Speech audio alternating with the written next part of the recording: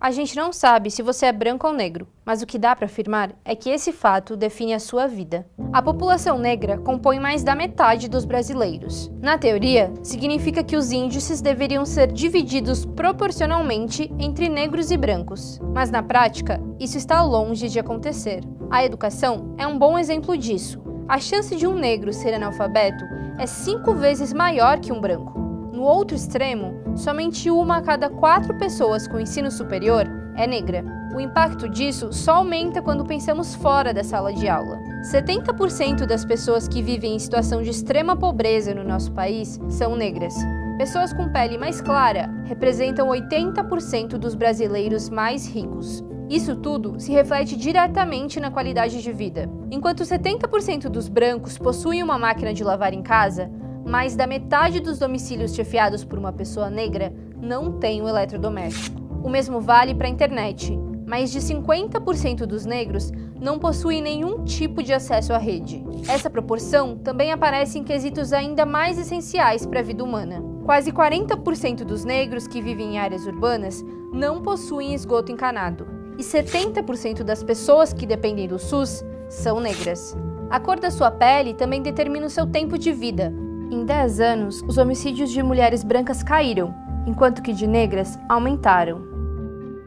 E a morte não é só feminina. Somando os gêneros, a cada 12 minutos, uma pessoa negra é assassinada no Brasil. Também são os negros que mais morrem em operações policiais e ocupam a maior parte da população carcerária brasileira. Pode ser difícil para a comunidade negra mudar isso por dentro, porque ela quase não é representada nem no judiciário, nem no legislativo, muito menos no executivo. Essa defasagem não é de hoje. Historicamente, o Brasil é ultrapassado em representatividade racial. Ele foi o último país ocidental a abolir a escravidão. O Brasil é um país racista, e quem está dizendo isso não é a gente, é a ONU. E esse problema envolve tanto as esferas políticas que já citamos, como o nosso dia a dia. Precisamos debater o assunto e denunciar os preconceitos. Afinal, nossa vida não pode ser definida por apenas um conjunto de linhas.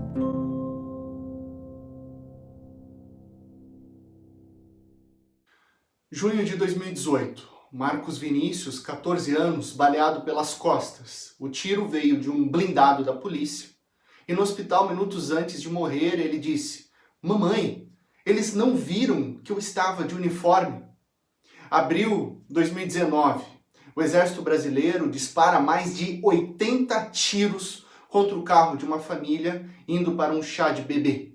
Morre Evaldo Rosa dos Santos. Setembro de 2019. Ágata, 8 anos, estava voltando para casa com a mãe numa Kombi. Não havia nenhum confronto. Apenas um único tiro saiu de um fuzil de um policial militar. Novembro de 2019. Kathleen, 5 anos de idade, foi baleada a caminho da escola. Caída no chão, dizia: "Mãe, não chora não, mamãe." Mês passado, João Pedro, dentro de casa da família, brincava com os primos. 3 agentes invadiram a casa e atiraram mais de 70 vezes. 5 dias atrás, Miguel, de 5 anos, caiu do 9º andar de um prédio de luxo, deixado sozinho no elevador pela patroa de sua mãe.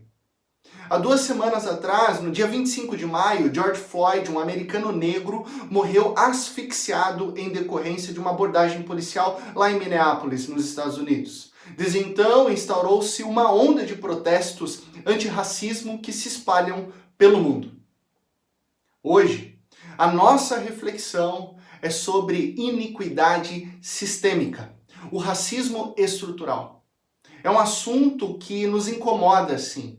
É um assunto que, ao mesmo tempo, ele é urgente. Não dá para fingir que não é conosco, pois é a missão da igreja, erguer a sua voz e defender a justiça.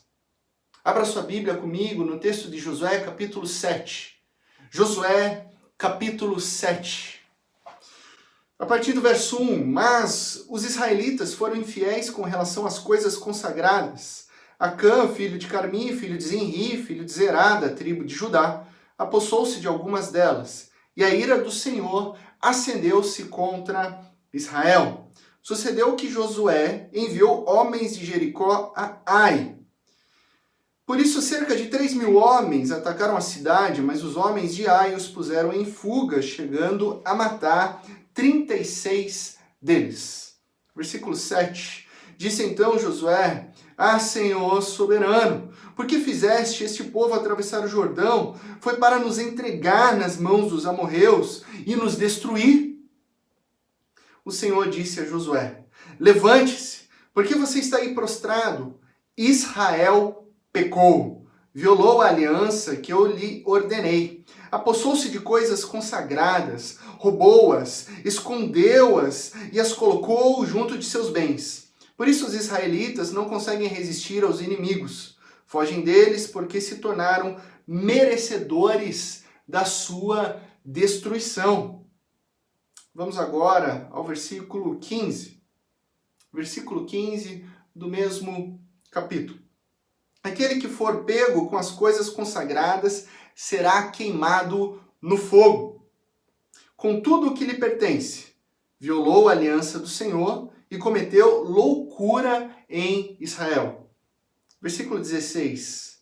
Na manhã seguinte, Josué mandou os israelitas virem à frente, segundo as suas tribos, e a de Judá foi a escolhida. Versículo 19.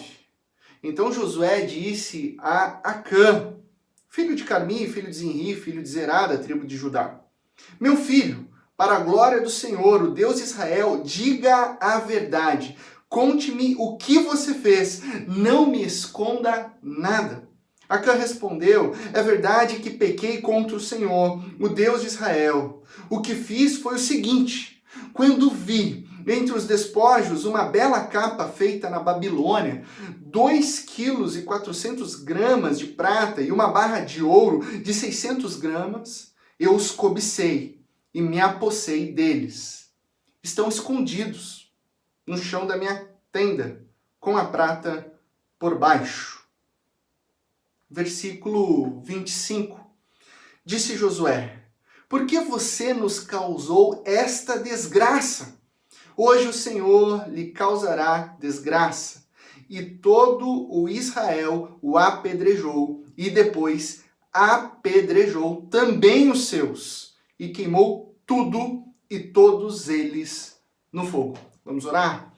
Pai de amor, nós te agradecemos pela tua palavra lida e pedimos que o teu Santo Espírito venha falar profundamente nos nossos corações, confrontando essa iniquidade sistêmica, esse racismo estrutural, para que sigamos a luz do teu Evangelho, a luz de Cristo Jesus. No nome dele que nós oramos. Amém. Segundo a 13ª edição do Anuário de Violência realizado pelo Fórum Brasileiro de Segurança Pública, o levantamento indica que em nosso país as pessoas negras ocupam o primeiro lugar como vítimas da letalidade policial. Em números, isso nos revela que 75% das vítimas pelas polícias brasileiras são os negros. Que aos 21 anos, os jovens negros têm 147% mais de chances de serem assassinados do que brancos, amarelos e indígenas. O governador atual do Rio de Janeiro, o Sr. Wilson Witzel, afirmou: a polícia ela vai mirar na cabecinha e fogo. Resultado? Hoje as polícias de São Paulo e Rio de Janeiro, sozinhas, matam mais do que toda a polícia dos Estados Unidos. Não são fatalidades, não são casos isolados, são expressões de uma necropolítica, de uma cultura racista que mata vidas pretas. Mas antes de entrarmos no assunto da iniquidade sistêmica, nós precisamos refletir e conversar sobre a nossa responsabilidade, que é social e que é coletiva. O que é muitas vezes extremamente difícil de se compreender quando você é branco, quando você é ocidental, proveniente de uma família que tem um nome, um sobrenome tradicional na sua cidade. A começar pelo texto bíblico que nós acabamos de ler. Acã, ele cobiçou e se apossou daquilo que Deus proibiu, Então ele vai contra a lei, Acã vai contra a vontade de Deus e é condenado. Mas não somente Acã é punido, e sim toda a sua família é apedrejada até a morte. Como assim? Mas isso não é injusto? Ele pecou, tudo bem, mas os demais não pecaram. Esse é o nosso pensamento moderno, nosso pensamento individualista e fundamentado na meritocracia. Mas a Bíblia, ela nos ensina que o resultado de muitas coisas não são simplesmente produtos de escolhas individuais. Nós não somos pessoas neutras, sem pressupostos e interferências relacionais. Você é um fruto de um contexto familiar, por exemplo.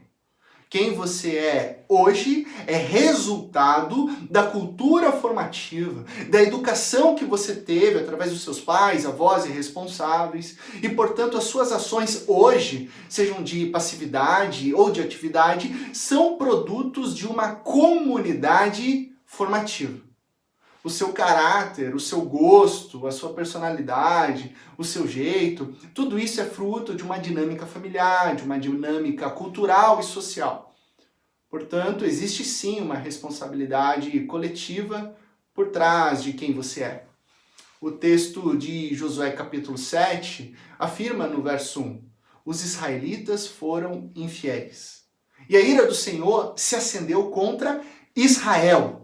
O versículo 11 é enfático. Deus diz, Israel pecou, Israel violou a aliança, Israel apossou-se de coisas sagradas, Israel roubou, Israel escondeu.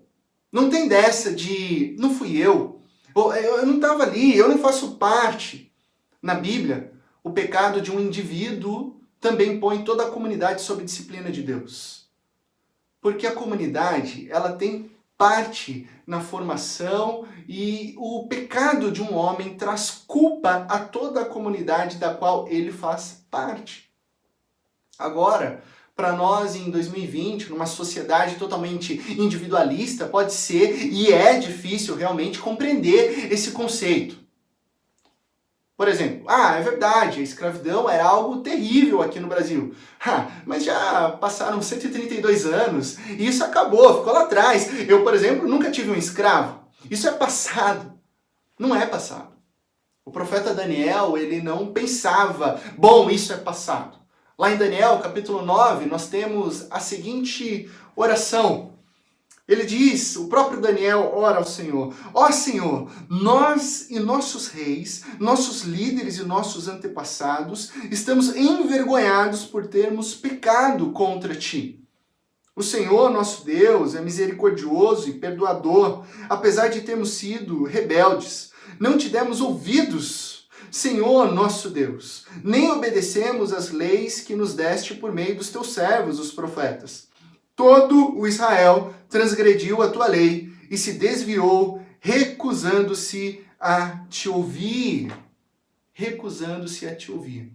A gente olha para Daniel e quase dizemos, Daniel, está pedindo desculpa por quê, Daniel? Você não fez nada. Daniel, você não pecou. Mais ainda, Daniel fala sobre o seu pecado e o pecado dos seus antepassados. Como assim? Por quê? Porque a oração de Daniel, ela está arraigada numa compreensão de aliança que envolvia o relacionamento de Deus para com o seu povo.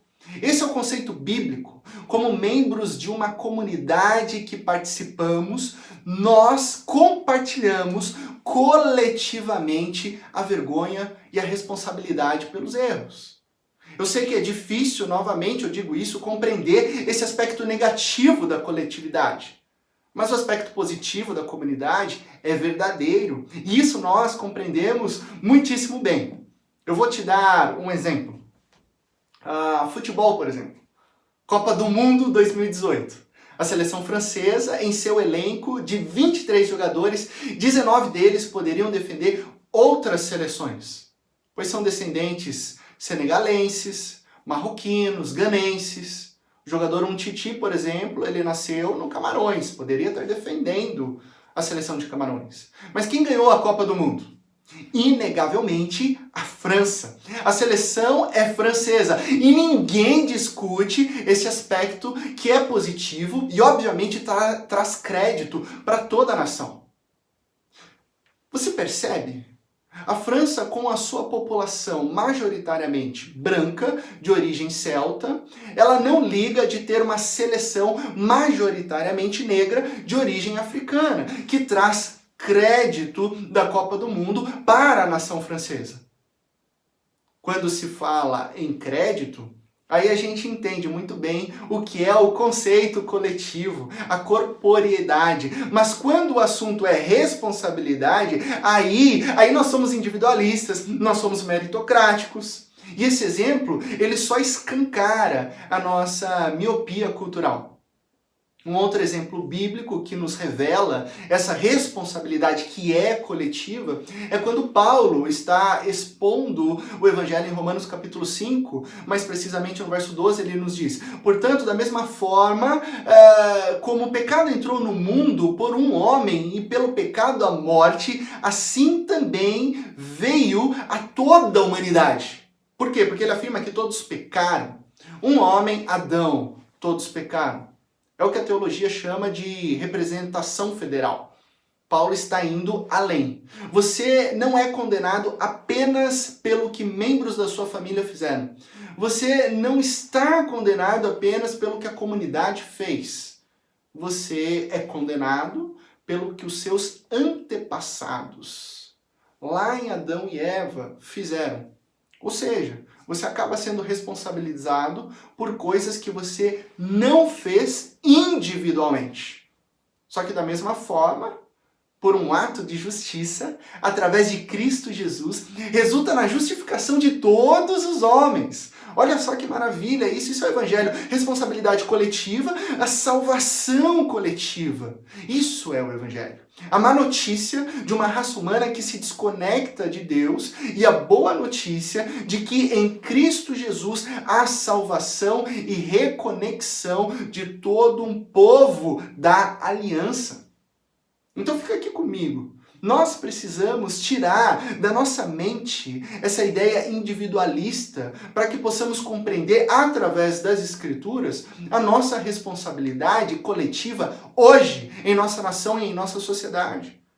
E tendo isso em mente, percebemos que o pecado, ele é um estado de iniquidade sistêmica que atinge a humanidade além do indivíduo. Iniquidade é o que é contrário à justiça e à equidade.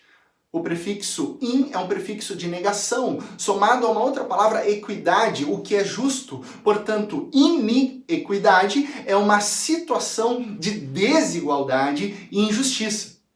Mas por que sistêmica? Porque é relativa a toda uma estrutura que afeta um organismo, no caso, a sociedade e o mundo em que vivemos. Essa iniquidade sistêmica, ela é um conceito encontrado nas Escrituras. Você pode se lembrar quando João diz em sua primeira carta: não amem o mundo e nem o que há no mundo. Ou quando o próprio Cristo Jesus diz lá em João capítulo 15, vocês não são do mundo, por isso o mundo os odeia. Jesus não estava falando que nós somos alienígenas. Ele estava utilizando a palavra mundo para a significação de um sistema de valores corrompidos. Uma estrutura pecaminosa, uma iniquidade sistêmica que culmina, inclusive, com a oração do próprio Cristo Jesus em João capítulo 17, dizendo: não rogo que os tires do mundo, mas que os proteja do maligno. Eles não são do mundo, como eu também não sou desse sistema chamado mundo. Nesse sentido, o pastor e teólogo John Piper, ele afirma: o mal no mundo é muito mais do que a soma dos pecados humanos individuais. Quando a Bíblia fala sobre mundo perverso, mundo tenebroso, está nos lembrando que os sistemas e estruturas deste mundo estão permeados, estão corrompidos pelo pecado. Por isso eu afirmo que a maldade, ela é sistêmica no mundo. Isso é um fato. O pecado no mundo, ele é estrutural, ele é sistêmico. Não só as pessoas, os indivíduos pecam isoladamente, mas as nações pecam. Os governos, as estruturas pecam. A prova disso é o desemprego, a desigualdade social, a fome, a miséria e o racismo. Existe toda uma iniquidade sistêmica da qual, em algum nível, nós estamos inseridos. E por isso Jesus diz para pregarmos o Evangelho, para sermos luz nesse mundo e permanecer na vontade de Deus. O bispo Robson Cavalcante afirmou que a maldade ela é um fato. A maldade no mundo é um fato. Se a igreja não leva isso em conta, ela parece irrelevante como um museu ou como um clube religioso. E se ela sabe da maldade e silencia, é pior ainda.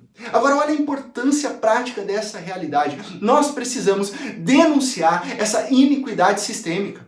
Nós precisamos denunciar o racismo estrutural existente na nossa nação e na nossa sociedade. Ah, pastor, mas eu não enxergo esse negócio de racismo estrutural. Primeiro, talvez você não enxergue porque você é branco, você é branca, rico, educado. Você nunca tomou geral da polícia militar andando na rua, nunca passou vergonha. Eu só tomei geral da polícia militar uma única vez na vida. E eu tenho 99% de certeza de que isso só aconteceu porque eu estava acompanhado de 2 amigos negros. Eu lembro que na época eu tinha 16 anos, estava na Praça Central durante a tarde na minha cidade e o policial chegou a perguntar para mim se eles realmente eram meus amigos. E o policial imediatamente me liberou enquanto ele revistava os meus amigos. Qual a explicação, senão o racismo estrutural? Já falei aqui que o negro ele é mais vulnerável na letalidade policial. Além disso, a comunidade ocupa apenas 30% dos cargos gerenciais no mercado de trabalho. Racismo estrutural. Os negros, eles têm mais que o dobro da taxa de analfabetismo e também o dobro de negros em nosso país estão abaixo da linha da pobreza. Racismo estrutural. Uma iniquidade sistêmica na forma como todos nós construímos a sociedade brasileira. E não é de hoje. Trata-se de uma fratura histórica no Brasil. Na verdade, é um processo cultural que ele não foi superado, ele não foi remediado. Um país que teve um dos sistemas de escravidão mais cruéis do mundo. Um país que recebeu 3,6 milhões de escravos. Um país que só permitiu que negros fossem militares na Revolução de 32. É algo estrutural, é algo que está claro aos nossos olhos. Aí você vai falar em dívida histórica para com a comunidade negra, ou você vai falar em cotas para a faculdade, gera polêmica. Escravidão? A princesa Isabel, aquela branca, já libertou vocês já fazem 132 anos. Superem isso. Mas e a segregação racial? Para de reclamar, vai. A gente já deu até um feriado da consciência negra para vocês. Aproveitem isso. Violência policial? Vocês ainda estão nessa? João Pedro morreu lá no mês passado. Cotas? Que cotas? Já está na hora de vocês aprenderem a pescar. Estamos falando em direitos básicos. Acesso à educação, faculdade, trabalho, coisas essenciais, direitos básicos, igualdade em direitos. Ninguém está falando em tirar direito de outrem. E tem gente, infelizmente, gente branca, dizendo, eu discordo. Eu discordo. Como se não bastasse, vem a hashtag Vidas Negras Importam e pronto, dá uma discussão imensa e desproporcional nas redes sociais, a ponto de vermos e ouvirmos a maior das bobagens. Não é vidas negras, todas as vidas importam. Sério? Descobriu hoje isso? É como se a minha esposa, Júnia, viesse e me perguntasse assim, amor, você me ama? E eu respondesse, como assim, amor? Eu amo todo mundo, eu amo todas as pessoas e você não é diferente, meu amor.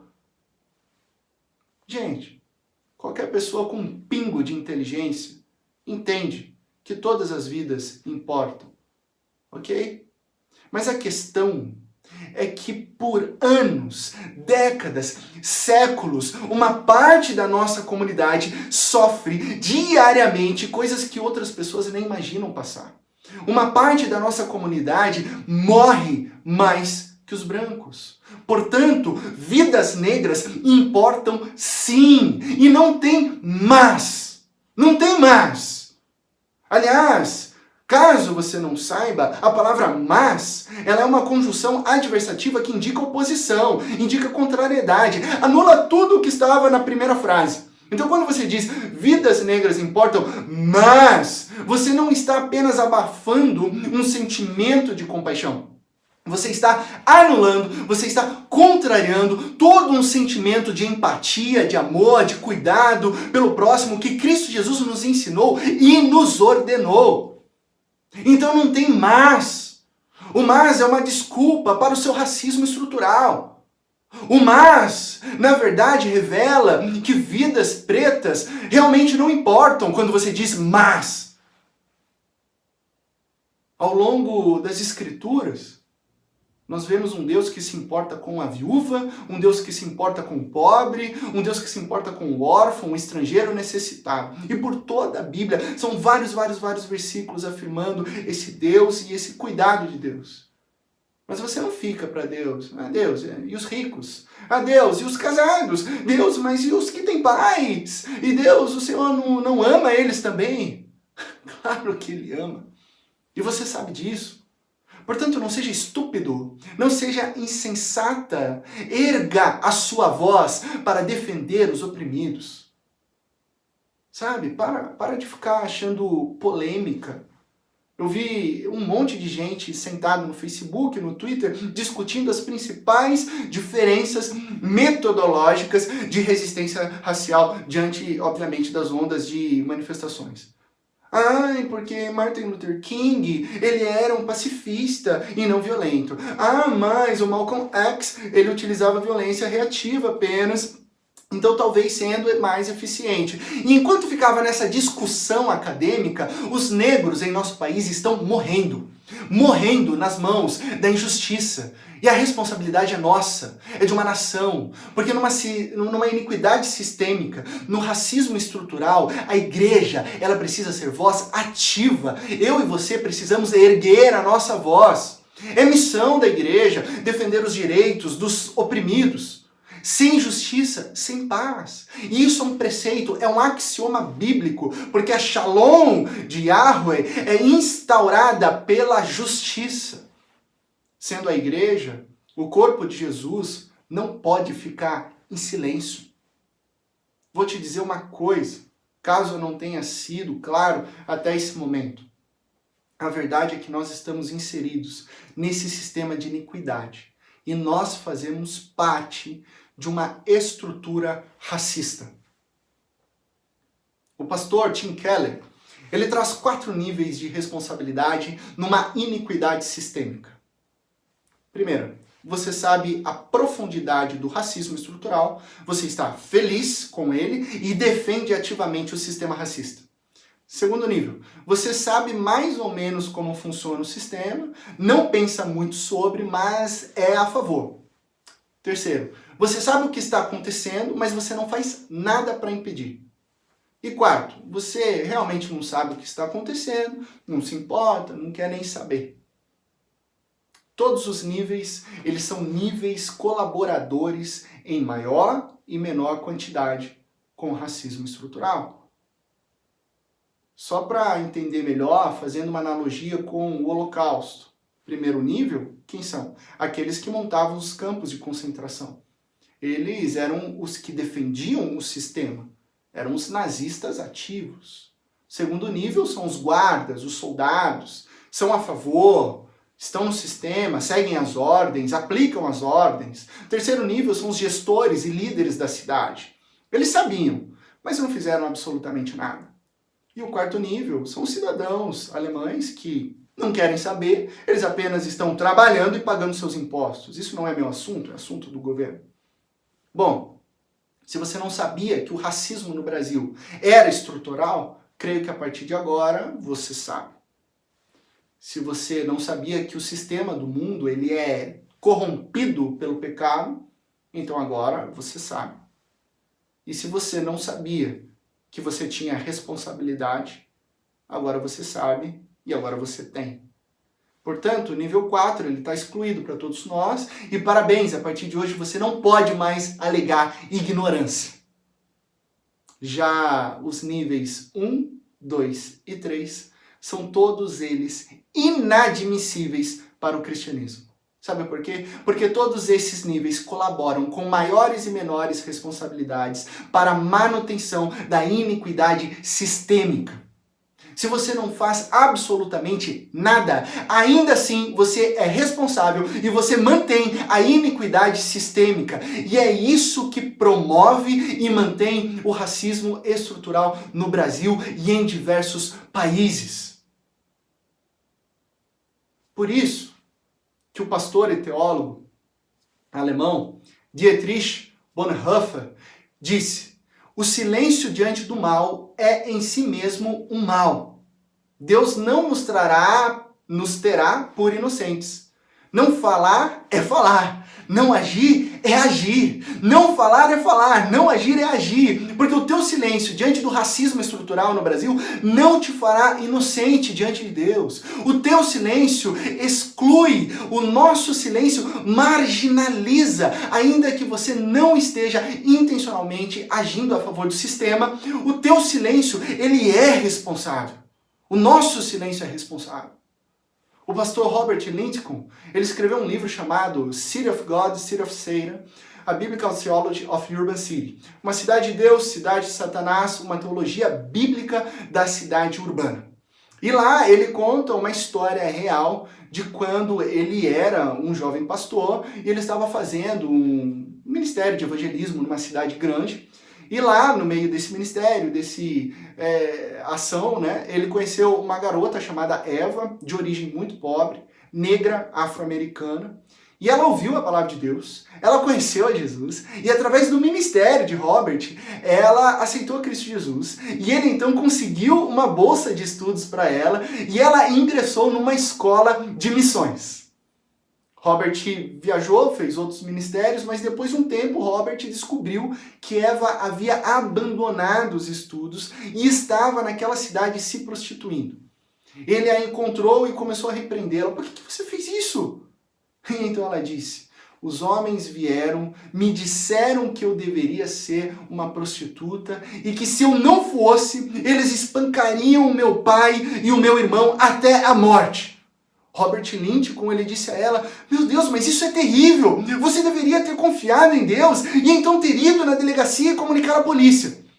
Ela respondeu: pastor, mas foram os policiais que disseram que espancariam o meu pai e o meu irmão.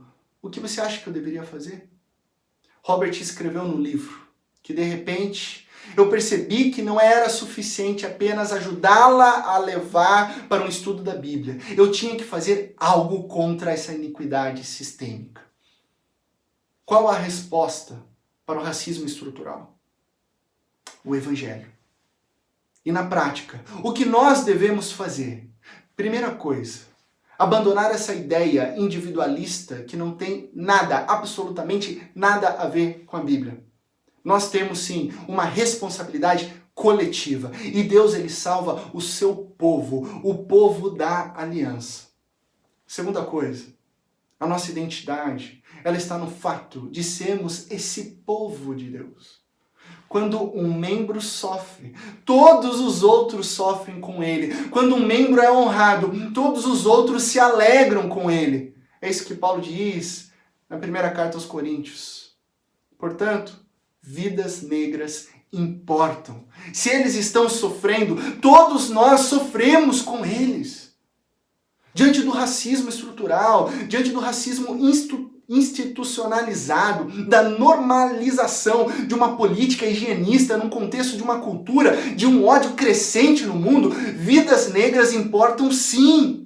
Vidas negras importam sim. Essa pauta não é um problema dos negros. Essa pauta é um problema nosso, é da sociedade. Concluindo, o racismo estrutural é um problema fruto da iniquidade sistêmica.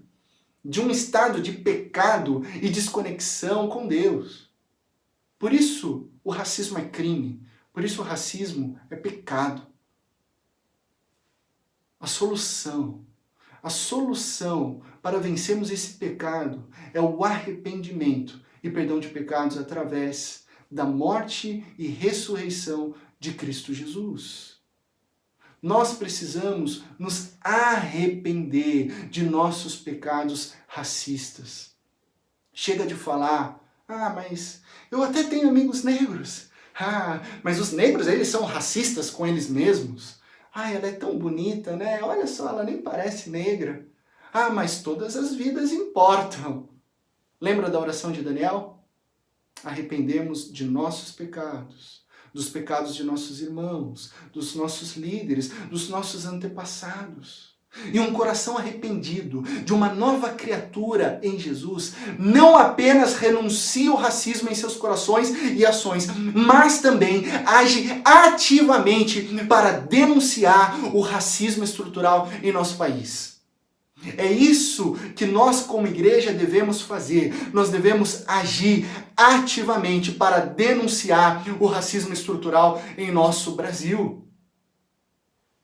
Aprenda sobre racismo estrutural, leia livros, escute podcast, ouça pessoas pretas falando a respeito disso.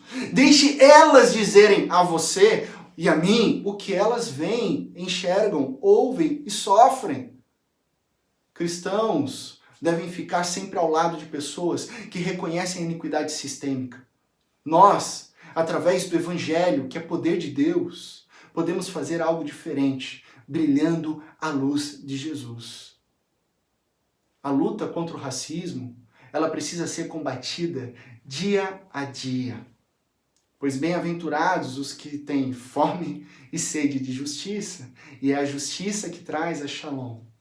Que o Espírito Santo de Deus nos encoraje a erguermos a nossa voz, denunciando o racismo estrutural, compartilhando o amor de Cristo Jesus. Que Deus te abençoe na mais absoluta certeza de que em Cristo Jesus todas as coisas ficarão bem. Feche os teus olhos, nós vamos orar.